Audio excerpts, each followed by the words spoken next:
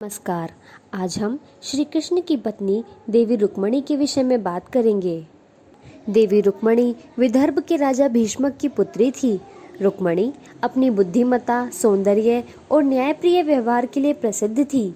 रुक्मणी जी का पूरा बचपन श्री कृष्ण की साहस और वीरता की कहानियां सुनते हुए बीता था। जब वे विवाह योग्य हुई तो उनके विवाह को लेकर माता पिता और भाई रुक्मी चिंतित थे। एक बार एक पुरोहित जी द्वारिका से भ्रमण करते हुए विदर्भ आए। विदर्भ में उन्होंने श्री कृष्ण के रूप, गुण और व्यवहार का अद्भुत वर्णन किया। देवी रुक्मणी भाव विभोर हो गई और मन ही मन श्री कृष्ण को अपना पति मान लिया। लेकिन इस विवाह में एक कठिनाई थी। इनके पिता और भाई का संबंध जरासंध, कंस और शिशुपाल से था। इस कारण वे श्री कृष्ण से रुक्मणी का विवाह नहीं करवाना चाहते थे।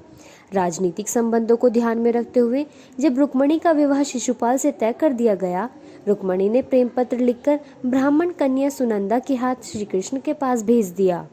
श्री कृष्ण जी को रुक्मणी का प्रेम पत्र मिला तो प्रेम पत्र पढ़कर उन्हें समझ आया कि रुक्मणी जी संकट में हैं।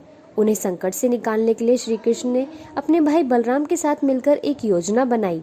जब शिशुपाल बारात लेकर रुक्मणी जी के द्वार आए तो श्री कृष्ण ने रुक्मणी जी का अपहरण कर लिया। रुक्मणी के अपहरण के बाद श्री कृष्ण ने अपना शंख बजाया। इसे सुनकर रुक्मी और शिशुपाल हैरान रह गए कि यहाँ श्री कृष्ण कैसे आ गए। इसी बीच उन्हें सूचना मिली कि श्री कृष्ण ने रुक्मणी का अपहरण कर लिया है। क्रोधित होकर रुक्मी श्री कृष्ण का वध करने के लिए उनसे युद्ध करने निकल पड़ा। रुक्मी और श्री कृष्ण के मध्य युद्ध हुआ, जिसमें कृष्ण विजयी हुए और रुक्मणी को लेकर द्वारिका आ गए। द्वारिका में रुक्मणी और श्री कृष्ण का विवाह हुआ।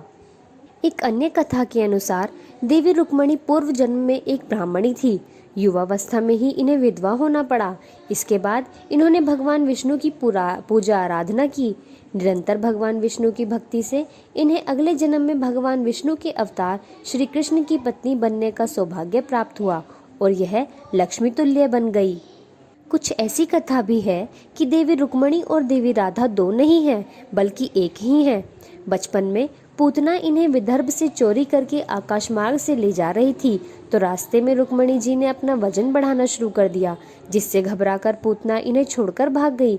इन्हें बाल्यकाल में वृषभान जी ने पाला। बाद में श्री कृष्ण के मथुरा चले जाने के बाद राजा भीष्मक को पता चला कि उनकी पुत्री बरसाने में है तो उन्हें अपने साथ ले आए और देवी राधा ही रुक्मणी कहलाने लगी। धन्यवाद।